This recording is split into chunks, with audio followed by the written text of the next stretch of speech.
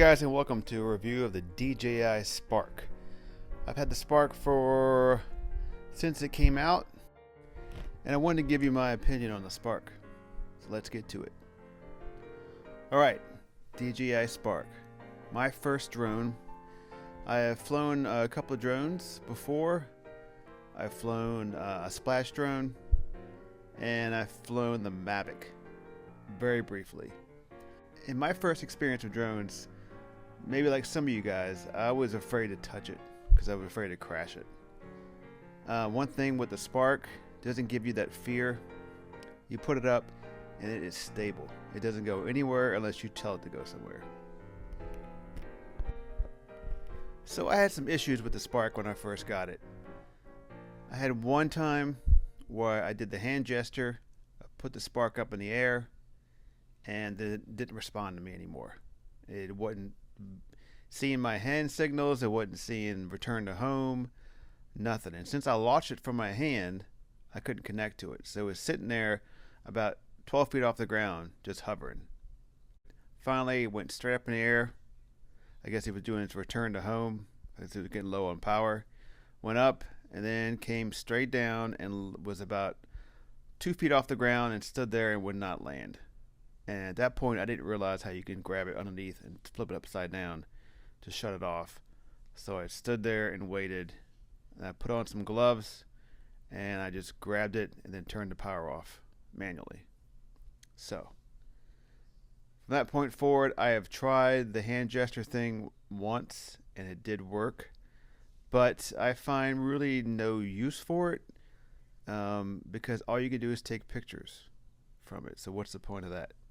I guess if you want to send it up, take a photo, great. But the photos are nearly not that great. So I don't think it's really worth that part of it. Next, I tried using just the phone. And it worked fine. But I'm not big on touching, just using the screen. Not for me. So I ordered the Fly More package, which I 100% recommend. Some issues that I had with using the RC remote, initially it worked fine for a little while. I did have one instance where, of course, I was over a lookout, put the drone up in the air, I'm going to fly it over the lookout, be brave, go for it, and when I put it over the lookout, it lost signal and started flying on its own. And luckily, when it flew on its own, it flew back toward me and over my head. I grabbed the sticks, I tried to lower it as fast as I could to get it down, and it crashed into the side of like an embankment. So didn't really hurt the drone, luckily, but if it had gone the opposite direction, even though I had insurance, there's no way I'm getting that thing back.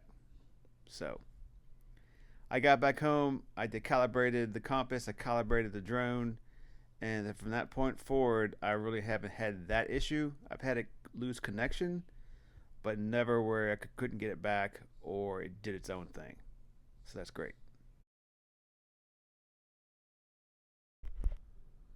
Well, things were going great until, well, as you see, this happened.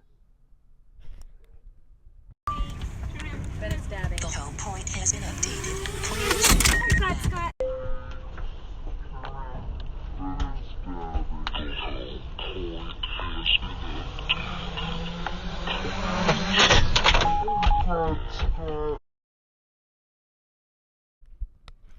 So I decided to take off from our pontoon boat, which was not moving at the time. I put it out of the way so no one would get hit by it. Sent it up for a launch, straight up on the stick, and it quickly yawed to the left, very quickly, and hit the side of the pontoon and boom into the water. My first reaction, I wasn't very nervous because I had the get her back stick on it. I'm like, when it first hit the water, I was like, well, I'll see if this thing works. Where we were located was in a very busy area in Ocean City, a lot of boat traffic. It hit the water, we circled around, we kept going back and forth for about at least over an hour, and the little get her back thing never popped up. So I thought it was a couple of issues. Maybe the current was too strong, so it was at the bottom and it was pretty deep. So it extended out pretty far and at an angle to keep with the current, and it never could get up to the surface. That already hit the bottom, and it got hit some of the muck and everything else down there, and the little thing couldn't come up. Not sure the reason, but it never came up. I'm going to tell you a little bit of my experience with the DJI refresh process. I lost my drone on August 14th. I contacted DJI via email on August 15th, where they responded with, I'll show you the generic email to give you information about the serial number of the body, your address, etc. So of course I filled that out, explained what happened, and I waited. So I waited several days, and I would contact them either via email or chat or phone to find out the status of my case. For a while they had no answer and just told me to stand by for an email, and then they advised later on that it was in the hands of the data analysis group to determine what happened with the drone via the logs. Initially it said it would take about 3 to 5 business days for a turnaround on the decision, but my actual decision came September 4th, almost a month later, when they finally said, and I quote, "The flight recorder only lasted 3 seconds, and simply from the recording we could not verify the cause to the unfortunate incident." It would give me a 30% coupon for a new Spark.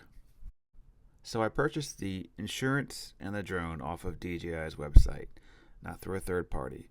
So I was hoping to get maybe a little bit better treatment that way. Not so much.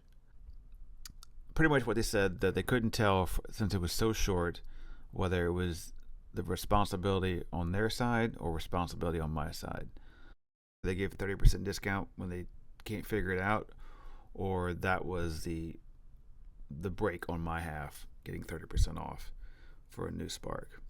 I tried to asked them about a refurbished one to see if I can buy one direct from them refurbished. They said no. And then I also said I thought that since it was a 50-50 responsibility, that if they could go 50% off, and they said no to that. So I took the 30%, of course, because I wanted a new Spark. So I finally got the Spark in the mail, and I contacted them and wanted to switch the refresh from the old drone to the new drone, which they said they could do. So when I contacted the chat, I happened to get somebody either was in a bad mood or were not very helpful, but said it was impossible to transfer the refresh from an old drone to a new drone. So I basically ended the chat with that guy because I wasn't getting anywhere with him.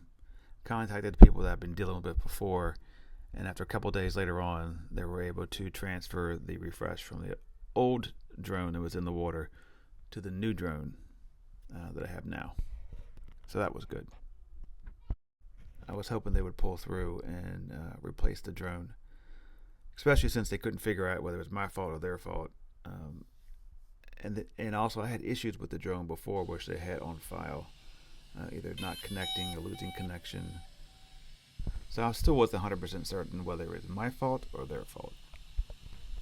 So if you guys have any questions or any comments, leave them below about the DJI Care customer support, the refresh, how that all worked out, or just about the Spark itself. I do like the Spark. I think it's very stable. I've flown other drones which are nothing like the way this DJI does their stability, and how it just sits there and hovers until you actually tell it to move. So that's all I have for today. You guys take care, be careful, fly safe, and we will see you on the next video. Please subscribe to my channel.